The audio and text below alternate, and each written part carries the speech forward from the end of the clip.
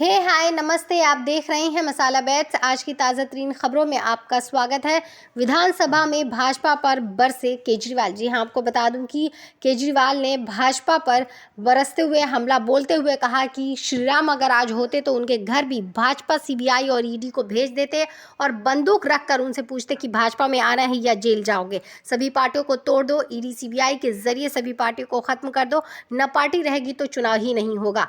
इनको गुजरात में मौका मिला था, एक भी स्कूल अच्छा नहीं मिला। एक टेंट का स्कूल लगवाकर 5 बच्चे एक फर्जी टीचर के साथ पीएम ने फोटो खिंचवा ली। सीएम ने आगे कहा कि अगर इन्होंने एक भी बढ़िया स्कूल बनाया होता तो इन्हें सरकार तोड़ने की जरूरत ही नहीं होती, जनता इन्हें खुद ही अपना समर्थन दे देती। उत्तराखंड में इन्होंने कांग्रेस की सरकार तोड़ दी, महाराष्ट्र में अघाड़ी सरकार को गिरा दिया, अपनी तोड़ फोड़ कर सरकार बना ली। ये पूरे देश में सभी पार्टियों को खत्म कर देना चाहते हैं। हिटलर ने 3 महीने में सभी को खत्म कर दिया, इन्होंने 10 साल लगा दिए। अगर श्री राम होते तो उन्हें भी बंदूक के दम पर कहते हमारी पार्टी में आ जाओ।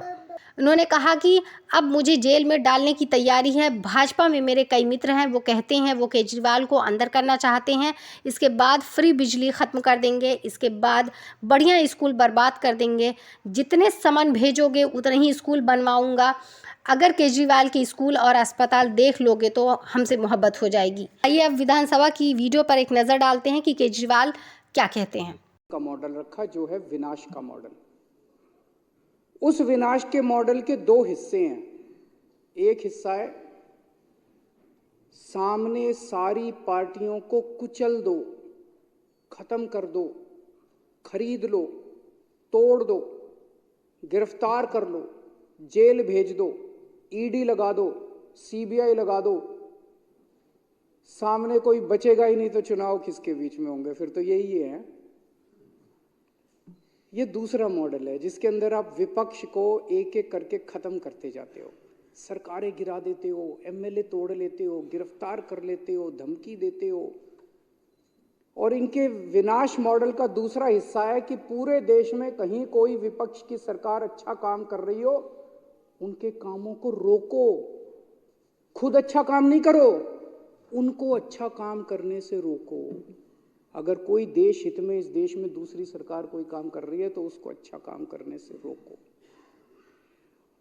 ऐसा नहीं कि इनको देश ने मौका नहीं दिया अच्छा काम करने का। गुजरात में 30 साल से इनकी सरकार है, 30 साल में एक स्कूल ठीक नहीं किया इन्होंने, एक सरकारी स्कूल ठीक नहीं किया। अभी जो गुजरात के अंदर विधानसभा के चुनाव हुए उसमें एक दिन प्रधानमंत्री जी का मन किया कि ये मनीष सिसोदिया रोज जा जाके स्कूलों में फोटो खिंचवाता है डेस्क पे बैठ बैठ के, तो एक दिन प्रधानमंत्री जी का मन किया मैं भी जाके डेस्क पे बैठ के फोटो खिंचाऊं। तो उन्होंने तय किया कि मैं गुजरात के किसी सरकारी स्कूल में जाके डेस्क पे बैठ के बच्चों के बीच में फोटो खिंचवाऊंगा। पूरे गुजरात में ढूंढा इन्होंने, 30 साल में एक स्कूल ऐसा नहीं मिला पूरे गुजरात में जहां प्रधानमंत्री जी जाके इज्जत के साथ फोटो खिंचवा सकते। तो उन्होंने टेंट में एक टेंट लगाया गया और उस टेंट के अंदर 5 बच्चे बिठाए गए, 4 डेस्क बिठाए गए, एक फर्जी टीचर सामने, और वहां प्रधानमंत्री जी को फोटो खिंचाया। अगले दिन जब हमारे कार्यकर्ता वहां पहुंचे, वो टेंट भी नहीं था और क्लासरूम भी नहीं था और स्कूल भी नहीं था, टीचर भी नहीं था, बच्चे भी नहीं थे। तो ऐसा नहीं कि देश ने इतना भारी बहुमत दिया, ये चाहते तो देश का दिल जीत सकते थे। अगर ये कुछ काम कर लेते तो आज इनको ईडी की जरूरत नहीं पड़ती, सीबीआई की जरूरत नहीं पड़ती, पुलिस की जरूरत नहीं पड़ती, इनकम टैक्स की जरूरत नहीं पड़ती। जनता वैसे ही कहती है यार इनको, जैसे दिल्ली में कहती है। दिल्ली में तो हमारे पास पावर ही नहीं है, हमने कौन सी ईडी फीडी छोड़ रखी है इनके पीछे। खूब फल फूल रहे हैं ये लोग भी, सारा विपक्ष फल फूल रहा है, लेकिन दिल्ली की जनता के दिल में तो हम लोग हैं ना। इन्होंने ईडी का और पैसे, आज इनके पास पैसे की कोई कमी नहीं है, पता नहीं कितना पैसा कमा रखा है। अब जब सुप्रीम कोर्ट ने कहा इलेक्टोरल बॉन्ड किस किस ने, तो बता ही नहीं रहे कितने बॉन्ड किसको किस पार्टी ने दिए। और ये तो 1 नंबर का पैसा जो इलेक्टोरल बॉन्ड से 2 नंबर का पता नहीं कितना पैसा का। एक एमएलए 25 करोड़ 50 करोड़ 100 करोड़ में एमएलए खरीद रहे हैं पूरे देश के अंदर जाके। इन्होंने उत्तराखंड की सरकार गिरा दी। उत्तराखंड में लोगों ने कांग्रेस की सरकार बनाई, हरीश रावत की सरकार बनाई, एमएलए खरीद के, एमएलए तोड़ के इन्होंने उत्तराखंड की सरकार गिरा दी। इन्होंने कर्नाटक की सरकार गिरा दी, इन्होंने मध्य प्रदेश की सरकार गिरा दी, इन्होंने गोवा की सरकार गिरा दी, इन्होंने अरुणाचल प्रदेश की सरकार गिरा दी, अब हिमाचल प्रदेश की सरकार गिराने जा रहे हैं थोड़े दिन के अंदर लोगों ने। इनका फॉर्मूला है कि सामने विपक्ष को रखो ही मत, कोई विपक्ष में ही नहीं रहेगा तो फिर चुनाव किस बात के होंगे, फिर तो इन्हीं को वोट पड़ेंगे। सबको जेल में डाल दो, कोई सामने ही नहीं रहेगा। कहते हैं मोदी नहीं तो कौन। क्यों कहते हैं सबको तो जेल में डाल दिया तो मोदी नहीं तो कौन, कोई बचा ही नहीं, सारे जेल में डाल दिए तो मोदी नहीं तो कौन, मोदी नहीं तो सारे जेल में। तो ये इनका बड़ा सही फॉर्मूला है। अब ये एक और उस पे आए हैं, ये कह रहे हैं हम तो 370 जीत रहे हैं, 370 जीत रहे हैं, ये नया अब है। ये कोशिश कर रहे हैं कि अब हमें इस देश के 140 करोड़ लोगों की जरूरत नहीं है, अब तुम्हारे वोट की जरूरत नहीं है, घर बैठो, वोट डालने आओ तो डालना, नहीं डालने आओ तो मत डालना, हमें तो 370 मिल रहे हैं, क्योंकि सामने लड़ने वाला ही कोई नहीं बचा। थोड़े दिन के अंदर सारा विपक्ष, हिटलर ने भी यही किया था जब हिटलर आया था, हिटलर ने 3 महीने में कर दिया, इन्होंने 10 साल लगा दिए।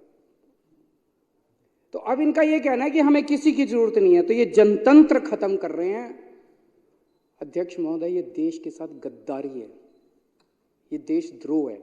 अगर इस देश के अंदर जनतंत्र खत्म कर दिया जाए, मैं मन में सोच रहा था आज अगर श्री राम होते, अगर श्री रामचंद्र जी आज इस युग के अंदर होते तो ईडी और सीबीआई को उनके घर भी भेज देते और यहां बंदूक रख के पूछते बेटा बीजेपी में आ रहा है कि जेल जाएगा।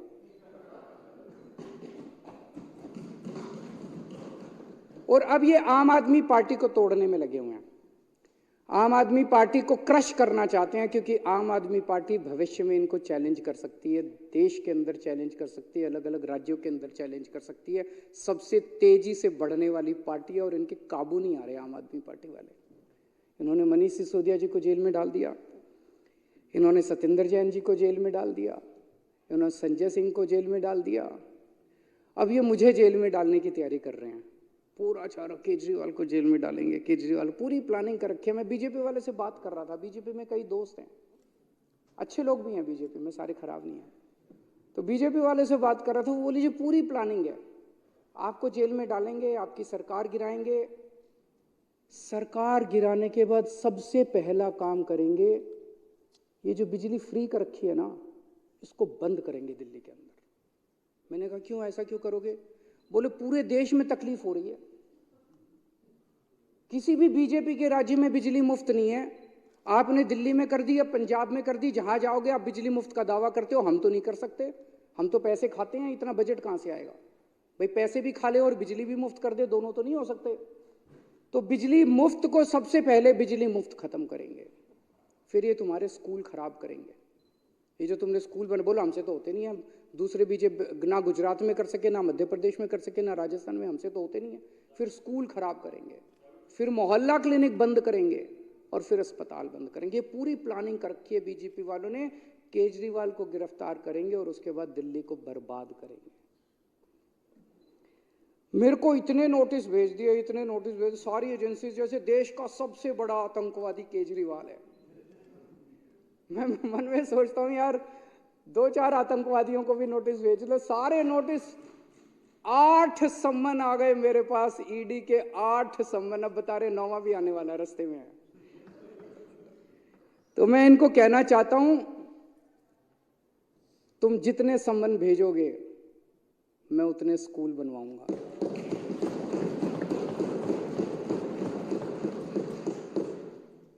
आज मैं इस सदन के अंदर घोषणा करना चाहता हूं कि 8 सम्मन आए हैं, 8 नए स्कूल दिल्ली के अंदर बनाए जाएंगे।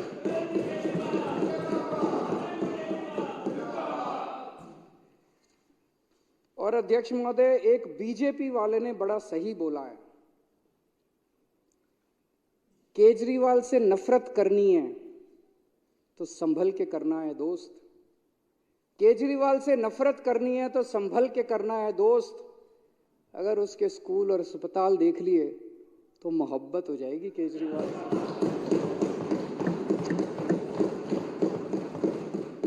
आइए अब दूसरी खबर की जानिब चलते हैं। दोस्तों, नमाजियों पर लात मारने पुलिस को सस्पेंड किया गया था और अब उस बात को बहुत सारे लोग सही ठहरा रहे हैं। सोशल मीडिया पर अब एक अलग तरह की बहस छिड़ गई है। हैशटैग चला रहे हैं I stand with Manoj Kumar Tomar. लोगों का कहना है जो पुलिस अफसर ने किया वो बिल्कुल सही है। अब इस पर बेशरम गोदी मीडिया की एक एंकर जिसका नाम है रूबिका लियाकत, जिसके अंदर का मुसलमान मरा हुआ है, उसी मजहब से है और उसी मजहब के नमाजियों को गलत ठहरा रही है। और उसी गोदी मीडिया का एक एंकर जो रूबिका की ही जमात में आते हैं और उन्होंने रूबिका के खिलाफ खड़े हो गए हैं। सुशांत सिन्हा जिनका नाम है, उनके अंदर का ज़मीर जाग गया है, जबकि मोदी जी के बड़े खासम खास हैं। आइए इस पूरी चर्चा पर एक नज़र डालते हैं।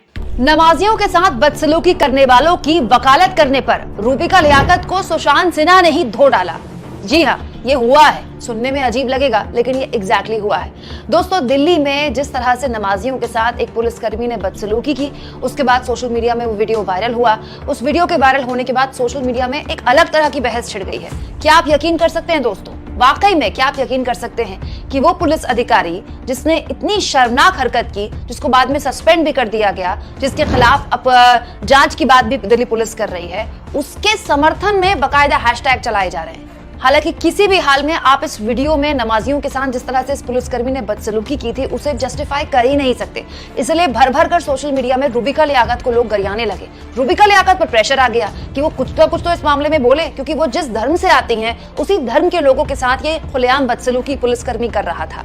अब इस पूरे मसले पर रूबिका लियाकत ने बात बोली। अजीब बात यह है दोस्तों कि रूबिका लियाकत ने जो बात बोली उसके खिलाफ में वो एंकर खड़े हो गए जो उन्हीं की जमात के आते हैं, सो कॉल्ड गोदी मीडिया। दोस्तों देखिए, रूबिका लियाकत इस पूरे मामले में कितनी अजीबोगरीब और बेहुदगी से भरी बातें बोलते हुए कहती हैं। सड़क पर नमाज पढ़ने वालों को लात मारने वाला पुलिसकर्मी सस्पेंड कर दिया गया है। नमाजियों को लात मारी, गलत किया, ये शर्मनाक है, लेकिन सड़क पर यातायात प्रभावित करना अपनी इबादत के लिए कतई जायज नहीं। इस देश में सबको अपना धर्म निभाने की स्वतंत्रता है, लेकिन आप बाकी लोगों की आवाजाही थोड़ी इबादत करेंगे। मस्जिद किस लिए है? हिंदू या सिख या ईसाई जुलूस निकालता है, आप भी निकालते हैं। बाकी धर्म के अनुयायी सड़क पर आकर आरती कर गुरबानी या मास प्रेयर थोड़े ही करते हैं। दोस्तों, रूबिका लियाकत ने जो बात बोली है वो केवल रूबिका लियाकत की बात नहीं है। सोशल मीडिया में इस पुलिसकर्मी के समर्थन में जो हैशटैग चलाए जा रहे हैं उसमें भर भर कर एग्जैक्टली यही बात बोली गई है। तो रूबिका लियाकत की भाषा अलग है, लेकिन आप देखकर और पढ़कर समझ जाएंगे कहां से व्हाट्सएप उनको भेजा गया है और कहां से उनको ये व्हाट्सएप फॉरवर्ड करने के लिए कहा गया है। हैरानी इस बात की है दोस्तों कि रूबिका लियाकत नमाजियों को हिदायत दे रही हैं कि ये कोई तरीका है नमाज पढ़ने का, ये कोई जगह है नमाज पढ़ने की। वहीं उससे बिल्कुल अलग गोदी मीडिया के उभरते सितारे और इन दिनों मोदी जी के खासम खास एंकर सुशांत सिन्हा देखिए किस तरह से इस वीडियो का विरोध करते हुए लिखते हैं, सड़क पर नमाज पढ़ना ठीक नहीं तो किसी को नमाज पढ़ने के बीच में लात मार दोगे क्या जी? उस पुलिस वाले को सस्पेंड किया, ठीक है, पर कायदे से तो उसको भी लात मारकर नौकरी से निकाल देना चाहिए। अगर नमाज पढ़ लेता फिर उस पर एक्शन लेते तो धरती खत्म हो जाती क्या?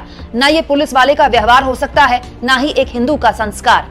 तो सुशांत सिन्हा के अंदर का हिंदू जाग गया है कहते हुए कि एक हिंदू इस तरह की हरकत कभी नहीं कर सकता। लेकिन हैरानी इस बात की है कि रूबिका लियाकत के अंदर का मुसलमान क्या इतना मरा हुआ है? इससे भी ऊपर दोस्तों, ये रूबिका लियाकत तो सुशांत सिन्हा की बहस से काफी ऊपर की बहस है। ये बहस इस बात को लेकर है कि एक पुलिसकर्मी की इतनी हिम्मत हुई कैसे करने की, उसके दिमाग में इतना जहर कैसे भरा गया। और वो जहर, इसका मतलब कि आपके और मेरे व्हाट्सएप और फेसबुक तक नहीं है, वो हम सबके दिमागों में उस व्हाट्सएप और फेसबुक यूनिवर्सिटी द्वारा भरा जा चुका है। तो कितने खतरनाक मोड़ पर ये समाज आ गया है, क्या इस पर सवाल नहीं होने चाहिए? और एग्जैक्टली यही सवाल वरिष्ठ पत्रकार रोहिणी सिंह ने उठाए हैं दोस्तों। उन्होंने कहा है जो लोग ट्रैफिक का बहाना बनाकर लोगों को लात मारने की पुलिस की कार्रवाई को उचित ठहरा रहे हैं वो तब चुप है जब कांवड़ यात्रा के लिए सड़कें अवरुद्ध हैं। भारतीय मुसलमानों को लगातार अमानवीय बनाना अब भारतीय समाज को भी अमानवीय बना रहा है। सिस्टम हमेशा उन लोगों का प्रतिबिंब होता है जो हम पर शासन करते हैं। दोस्तों, एक पुलिसकर्मी ने यह हरकत की, ये तो शर्मनाक है ही, लेकिन उससे ज्यादा शर्मनाक जानते हैं क्या है? आज उसके समर्थन में सोशल मीडिया में एक मूवमेंट चलाई जा रही है कि जो इस आदमी ने किया वो बिल्कुल ठीक किया। ये बताता है कि देखिए हम कहाँ आकर, हमारा समाज कहाँ आकर खड़ा हो गया है। उससे भी खतरनाक हम न जाने कहाँ जाकर रुके। इस पर आपकी क्या कुछ राय है, प्लीज कमेंट बॉक्स में जरूर बताइएगा। मिलते हैं किसी नई पेशकश के साथ, तब तक के लिए इजाजत दीजिए। और वीडियो अच्छा लगे तो लाइक शेयर सब्सक्राइब जरूर करिएगा। इसी के साथ बने रहिए मसाला बैट्स पे अन्य खबरों के साथ। तब तक के लिए नमस्कार।